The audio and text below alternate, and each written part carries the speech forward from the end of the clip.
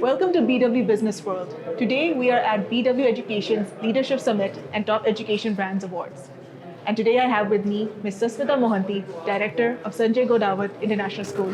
Thank you for joining me today, Ms. Mohanty. Thank you for inviting me for this function, and I'm glad to be here. And we're really happy to have you too. My first question to you is basically, can you tell me a little bit about your residential school and also about your own journey with the institute? I'm Sasmita Mohanty, and I'm heading Sanjay Ghodawat International School. Actually, there are four different wings of the school. We have 4,500 students with 600 approximately teaching staff, and we run a complete CBSE boarding school, a day boarding school, a Cambridge school, and a IB school. And in one campus of 157, we have all the different institutions are established. And I, as head of the school, I joined this institution in 2012, and the school was very, very small. It just had got the affiliation from CBSE, and from there the journey started. We started growing, getting affiliation for grade 11th and 12th, and after that we started our Cambridge school. Cambridge school is now from nursery till grade 12, which is called as AS and A level. And we didn't stop there. Then we started establishing our IB school, which is DP1 and DP2, categorically for the diploma program. And after that, we started our branch of school in Karnataka in Belgaum, which is a complete Cambridge school. And we have classes from nursery till grade 9 at present. And very soon, just recently, we got our affiliation process done.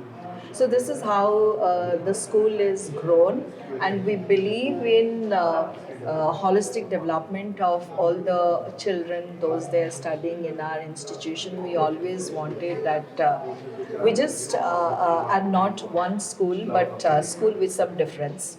So we have our unique practices.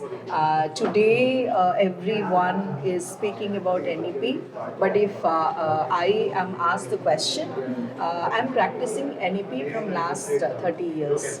So equal importance is given to co-curricular activities along with academics, and I, as an educator, believe that students learn many values and many other qualitative and quantitative development of their personalities outside of the classrooms. So we maintain a balance in that, and we give a lot of hands-on experiences, a lot of practical ways of doing things, giving importance to sports. Our infrastructure in sports is very, very specialized and unique. We have professional coaches, around 40 of them, working in different aspects of sporting development of the students.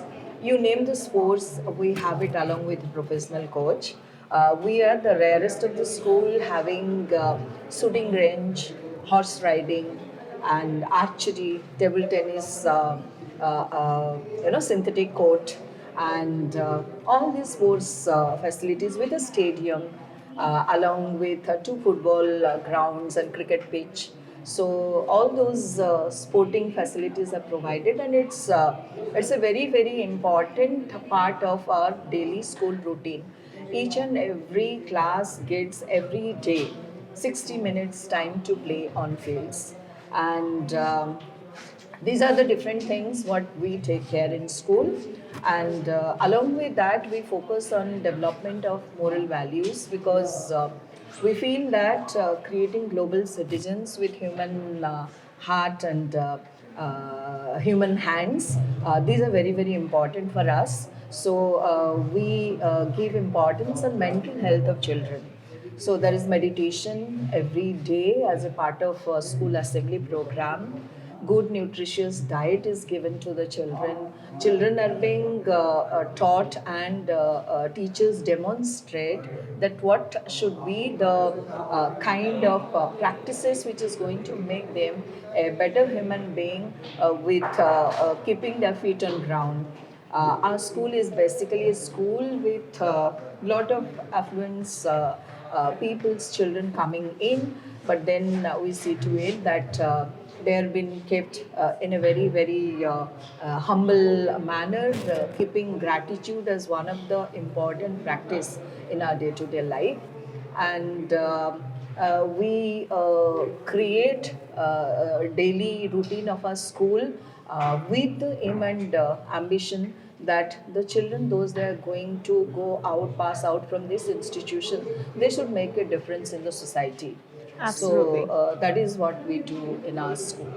It sounds like you wear a lot of different hats, and it sounds like you are handling such a vast, sphere of education, in fact, because there's so many different boards under it. What I want to ask you though, because it is a resident school, and that's so different from what a lot of us have probably been through, even though there are many boarding schools in India. Can you tell me about what are the unique challenges of running a resident school? Actually, running residential school is very, very challenging because children, they come from different emotional, social backgrounds, and they're away from their parents. So the teachers working in a residential school, they need to be the parents, and they need to see to it their emotional care is being properly taken care and nurtured. And children are if the boarding school teachers, they are not committed, they are not having that empathy, they do not have that feeling that those children are just like their own children, then it becomes very, very difficult to manage the residential school. So that the service mentality, it should be there among the teachers, and we do practice that. We need to we do a lot of training orientation for the teachers, those they work in the boarding school. At the same time, if the students are engaged, we see to it that they are engaged from morning till evening. So they don't have any time to have idle mind, as we believe that idle mind is the devil's workshop.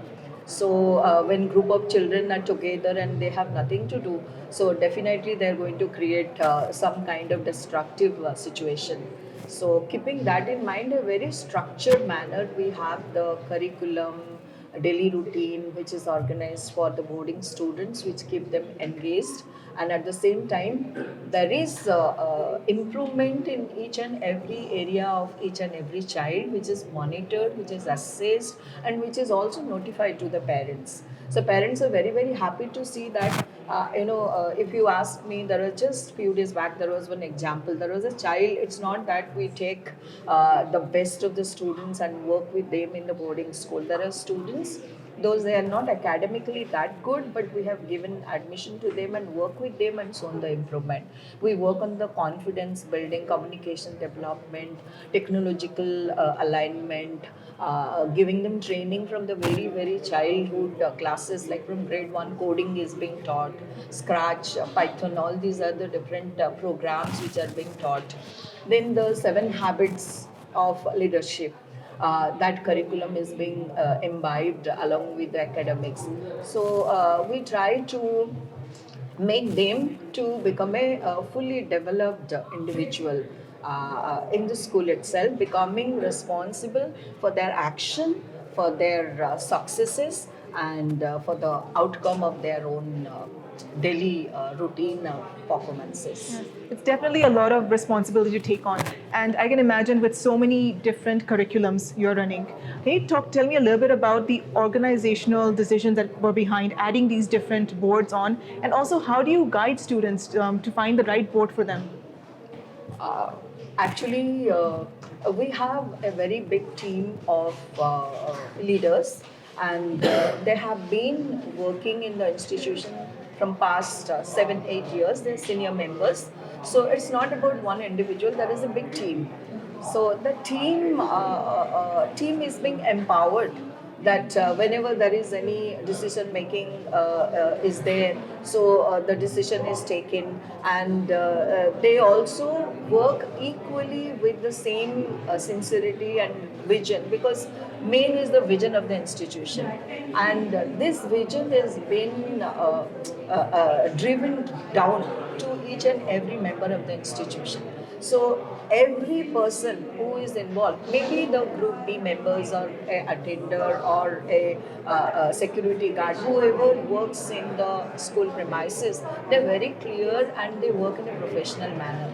So that training is being given to the people over there, because the founder of our organization, Mr. Sanjay Ghodawat, he is a true professional and a visionary businessman who has established this huge organization within a span of 10 years. Like we have from nursery till university in one campus. We run the private university, and along with that, he has 20 different kinds of businesses, and he has never compromised about anything, whatever he has done when it comes to quality. Particularly, we feel very proud about our infrastructure, because the infrastructure is world class. It's rare to find such kind of infrastructure which he has provided for the schooling, school education.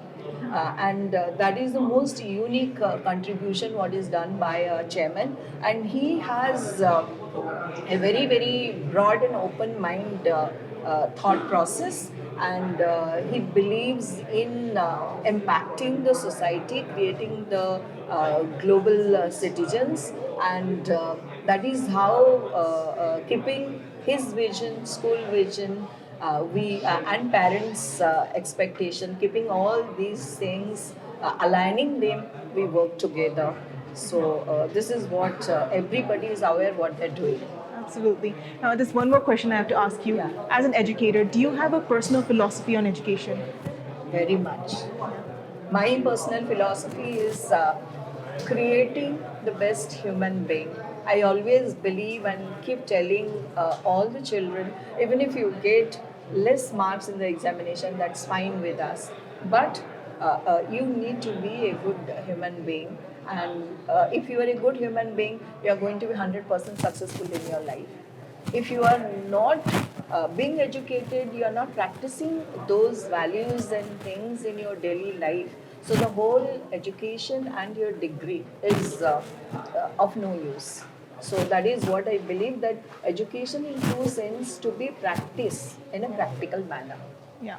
Thank you so much for your responses and for enlightening me also on the process of running such a vast school and on 24/7 basis that too. And thank you for joining us today, and congratulations Thank you on this so award. much for this opportunity.